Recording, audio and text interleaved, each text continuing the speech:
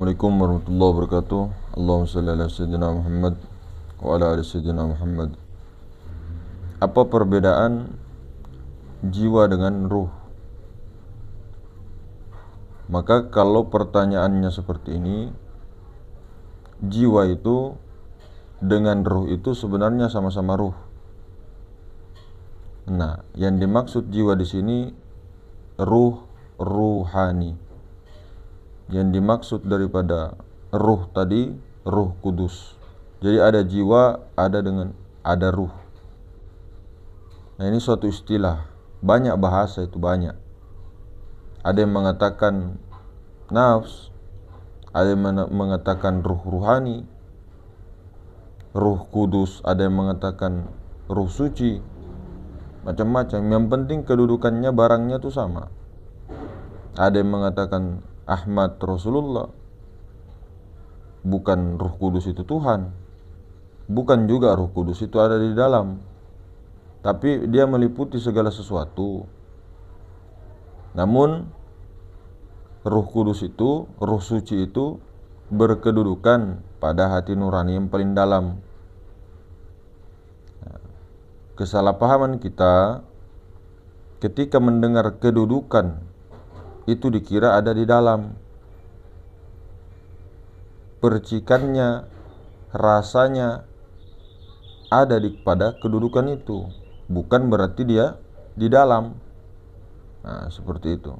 Bukan hanya berada di dalam, tapi hakikatnya meliputi segala sesuatu.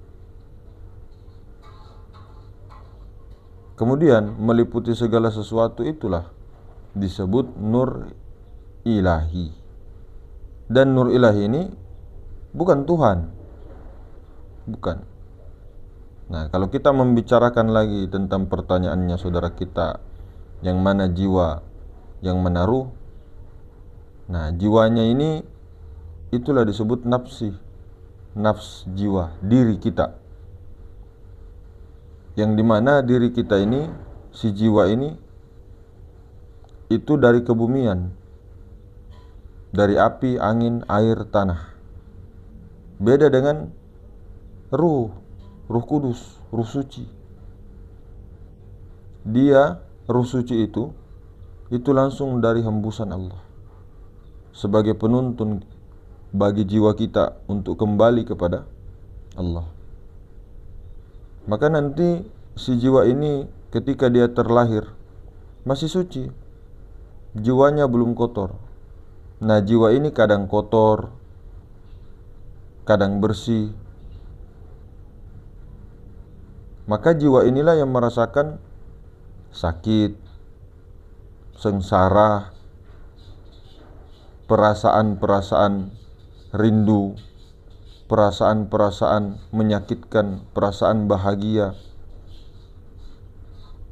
hati dan sebagainya, gelisah, takut, khawatir.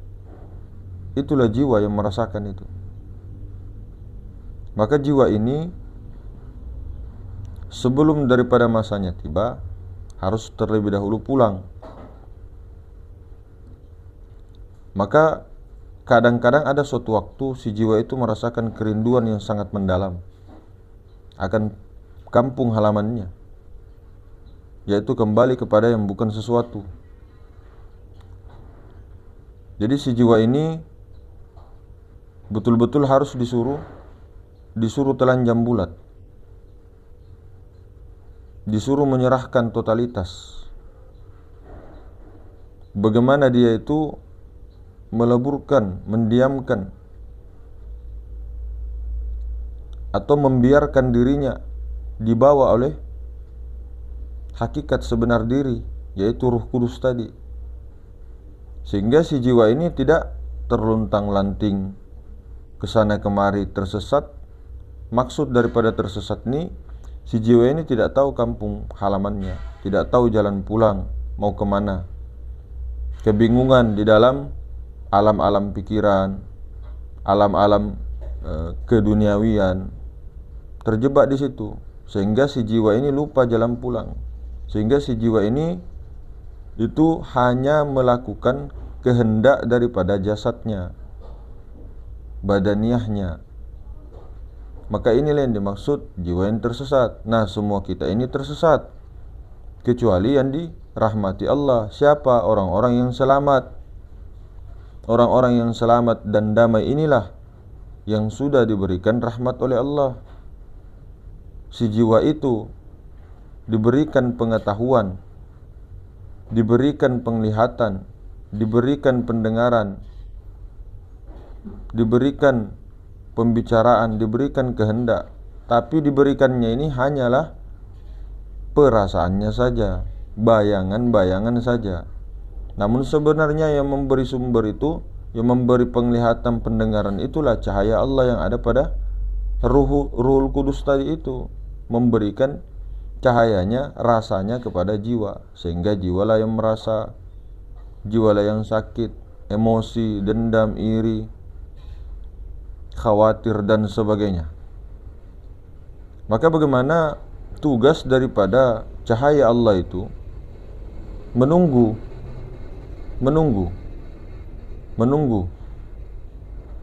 Lalu si jiwa inilah yang harusnya bagaimana secara syariat mencari jalan untuk pulang ke kampung halamannya, yaitu dengan menaiki kendaraan cahaya Allah itu. Baru kalau sudah naik kendaraan, disuruh diam, biar Rasulullah, cahaya Allah itu sendiri yang menjemput daripada jiwa tadi sebelum kematian yang sebenarnya. Karena jangan sampai si jiwa itu sebelum kematian yang sebenarnya, berpisahnya dia daripada jasmaninya, tidak pulang sebelum itu.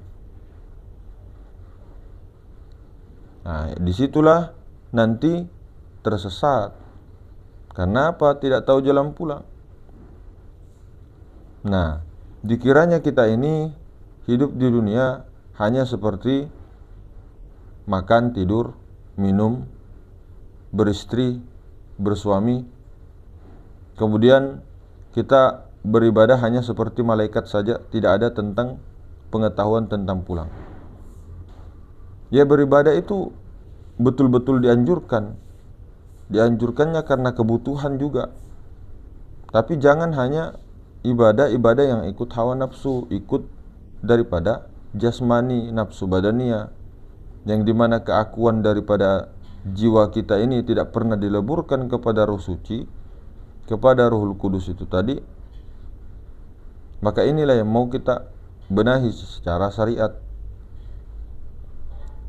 Nah, bagaimana terbanglah seperti laron yang mengejar cahaya, meskipun dia tahu kalau saya mendekat cahaya ini saya mati. Laron-laron itu mendekat cahaya. Bagaimana sampai ke sumber cahaya? Bagaimana caranya sampai ke sumber cahaya? Carilah cahaya kecil yang ada pada diri. Leburlah di situ, rasakan cahaya kecil itu. Tentunya bukan dengan ilmu. Ilmu itu pengetahuan, dalil, teori. Jadi kalau masuk atau merasakan Ruh Kudus, cahaya Allah, jangan pakai ilmu. Tidak bisa. Telanjang bulat seperti bayi. Pasrahkan jiwa itu, pasrahkan. Totalitas, rasakan betul-betul. Sebelum dirasakan betul-betul Ruh Kudus, Ruh Suci, harus kenal dulu. Harus kenal dulu. Siapa Ruh Suci? Itulah diri sejati, diri sebenar-benar diri, hembusan Allah yang bukan dari bumi, bukan diciptakan. Itu hembusan, wa nafakhtu amri Rabbi. Dia tidak pernah memikirkan tentang ini, tidak pernah. Dia hanya merindukan Tuhannya. Sampai tiba masanya Ruh Kudus itu pulang. Kalau si jiwa belum tentu. Kalau Ruh Kudus pasti pulang. Kalau si jiwa belum tentu. Nah, ini si jiwa kita inilah yang diadakan ini. Nah, kalau si jiwa tadi koneksi dengan Ruh Kudusnya, Rasulullah, utusan Allah atau cahaya Allah, banyak namanya. Maka dia akan dibawa oleh cahaya Allah, dibungkus. Terus kemana? Kembali ke tempat asalnya. Di mana tempat asal cahaya? Kembali ke sumber cahaya. Tapi bagaimana ketika si jiwa ini melupakan cahaya kecil pada dirinya? Cahaya itu nanti akan kembali dengan sendirinya tanpa membawa si jiwa. Kalau si jiwa sudah ikut, pasti jasad ikut. Namun karena si jiwa tadi melupakan kerjanya, kita hanya terlena dengan kehidupan-kehidupan yang semu, yang ilusi, fata morgana yang seperti ini, maka kita itu akan habis. Jiwa kita tersiksa, mendapatkan siksa-siksa. Di sini saja kita sudah dapatkan siksa-siksa yang sangat menderita ketika kita mengikuti daripada kehendak jasad. Karena kenapa? Ketika keinginan kita ditolak, tidak sesuai dengan harapan kita, emosi, marah, jiwa berontak. Nah, dengan inilah semakin hari, semakin lama jiwa telah kotor, perlu dibersihkan. Jadi jiwa ini adalah seperti seolah cermin. Debunya itu dibersihkan supaya cahaya Allah itu menyinari. Debunya itu, jendela ini dibersihkan, kacanya, cerminnya dibersihkan supaya cahaya itu bisa menyinari jiwa, sehingga jiwa ketarik oleh Ruh Kudus tadi, cahaya Allah tadi. Nah, itulah suatu perjalanan, dan ketika sudah sampai pun si jiwa tadi naik di kendaraan cahaya Allah, cahaya Allah mengantar kepada sumber cahayanya sendiri. Ya, ketika sudah sampai pun tidak ada lagi istilah si jiwa mengaku Allah, si jiwa mengaku Rasulullah, tidak ada. Karena si jiwa itu telah diselesaikan, telah dileburkan, telah mati. Laron itu telah mati ketika sampai ke cahaya. Jiwa itu telah mati ketika dia merasakan cahaya Allah. Cuma memang perasaannya seperti dia yang menyaksikan ini. Saya sebagai penyaksi atas semua perbuatan-perbuatan. Bukan kita yang menyaksi. Kita hanya diberikan secara syariatnya, diberikan penyaksi itu. Nah, namun ketika si jiwa lebur kepada cahaya Allah meleburkan lagi kembali kepada sumber cahaya yang meliputi segala sesuatu, yang bukan sesuatu. Maka itulah yang sangat ditunggu-tunggu. Itulah yang asli. Tidak ada lagi istilah jiwa itu bisa mengaku Tuhan, tidak. Jiwa itu mengaku Tuhan ketika dia lupa asal kejadian dirinya, ketika dia lupa jalan pulang dan tidak tahu jalan pulang. Itu hakikatnya jiwa itu mengaku Tuhan secara tidak langsung, karena merampas hak Tuhan, mengakui hak Tuhan. Nah, itu secara tidak langsung itu. Karena kita tahu si jiwa ini hanya diberikan rasa penglihatan, rasa pendengaran. Nah, bagaimana si jiwa nanti leburkan dulu kepada sebenar-benarnya daripada dirinya, yaitu ruh suci tadi. Harus lebur kepada ruh suci, baru ruh suci itu pulang sendiri. Nah, itu ya. Jadi perbedaan jiwa dengan ruh, secara hakikat sama-sama ruh, tapi ruhnya di sini beda. Kalau Ruh Kudus itu langsung dari ilah, langsung dari Allah. Kalau ruh ruhani atau jiwa itu nafsu kebumian, itu dari 4 unsur dari Nur Muhammad. Beda, jadi beda. Makanya kadang dinamakan ruh ruhani itu jiwa, Ruh Kudus itu ruh. Jadi jiwa ruh. Nah, itu saja. Jadi jadilah laron. Kenali dulu kedudukannya di mana pada diri. Nah, sudah dikasih tahu Tinggal mau percaya apa tidak. Kalau tidak percaya silakan. Kalau percaya, rasakanlah, praktekkanlah itu. Rasakan betul-betul itu.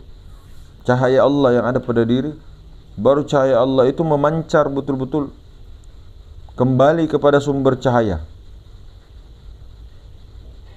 Setelah kembali kepada sumber cahaya, apa yang dilakukan? Apa yang dilakukan? Ditinggalkankah semua urusan-urusan kita di dunia? Tidak. Jiwa itu tetap diam. Biar cahaya Allah yang berjalan di tengah-tengah bumi menyinari semua semesta. Jiwa diam. Biar cahaya Allah yang menyelesaikan semua perkara-perkara. Jiwa diam. Biar cahaya Allah semua yang melihat, mendengar dan sebagainya. Jiwa tetap diam, mati, karena telah kembali, telah merdeka, telah berhasil. Maka ketika tanazul, si jiwa itulah yang paling tidak boleh menghalalkan segala cara untuk kembali hidup lagi. Sebenarnya si jiwa itu intinya diam sediam-diamnya. Jadi yang bergerak ke sana kemari apa? Cahaya Allah itu. Sang cahaya itu.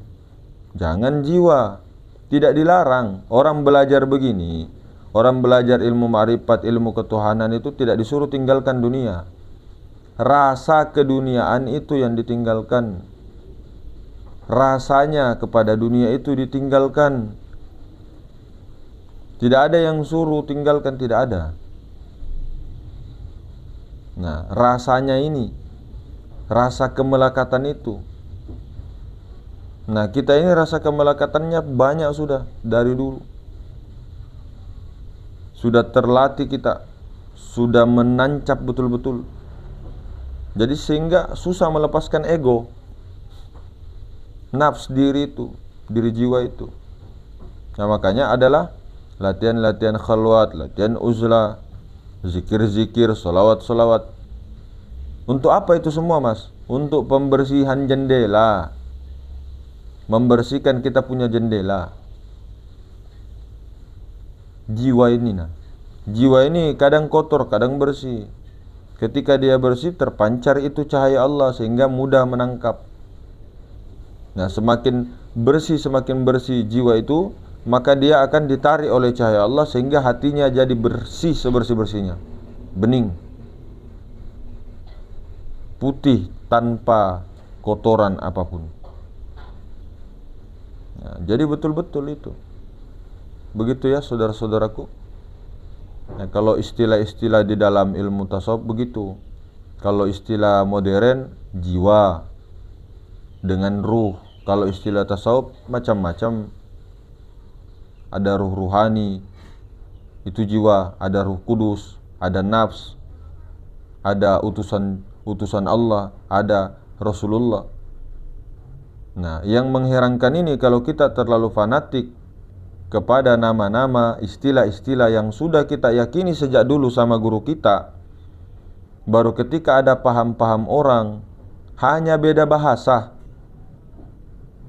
itu dicaci atau disesatkan atau dikufur-kufurkan atau dihina-hinakan. Bahasanya seperti utusan Allah. Ini kan bahasa Indonesia. Ada yang berpaham Rasulullah. Nah, Rasulullah ini kan bahasa Arab. Rasul Allah, utusan Allah. Nah, kita pakai Rasulullah itu sangat berat. Sangat berat. Kalau utusan Allah atau sang cahaya itu masih bisa diterima umum. Tapi kalau kita pakai Rasulullah sangat berat. Nah, jadi perkara ini saja.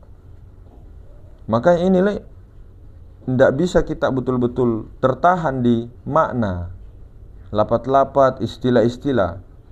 Semua orang di dunia ini yang diperdebatkan tuh istilah, paham-paham A, B, C, D, E, F, G. Seolah-olah itu kita Tuhan yang paling benar, saya yang paling benar. Pahamannya ini begini. Itu salah, itu pahamannya sana itu. Oh begini. Padahal belum tahu lagi kedudukannya, belum tahu lagi rasanya ini.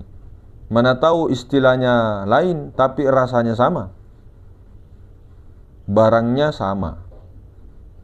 Nah, ini seperti jiwa tadi dengan Ruh Kudus. Ada yang istilah jiwa itu dengan nafs. Ada istilah jiwa itu dengan ruh ruhani. Ada yang istilahkan jiwa itu dengan sukma. Nah, bagaimana kalau beda-beda istilahnya begitu setiap daerah atau bahasa Inggris? Apa bahasa Inggrisnya jiwa? Tidak tahu saya bahasa Inggris. Nah, beda-beda, tapi barangnya sama. Ini yang diperdebatkan manusia. Nah, jadi di sini kita ambil pelajaran. Jangan kita terlalu fanatik dengan makna, jangan terlalu fanatik dengan petunjuk-petunjuk itu. Petunjuk itu dipakai, dalil, semua dipakai. Tapi ketika betul-betul ingin mencari jalan pulang, jangan pakai ilmu. Kalau sudah praktek itu tidak pakai ilmu, bukan ilmunya dibuang. Harus telanjang bulat. Betul-betul kosong semua, seperti bayi yang lahir tanpa kain putih. Tidak ada sehelai benang. Nah, bagaimana kembali seperti bayi tadi? Fitrah, lahir tanpa sehelai benang pun, tanpa uang yang dibawa. Ketika kita lahir itu apa yang dibawa? Adakah anting-anting? Adakah emas? Adakah bayi langsung punya baju? Tidak ada. Adakah bayi langsung punya ilmu, langsung tahu begini? Tidak.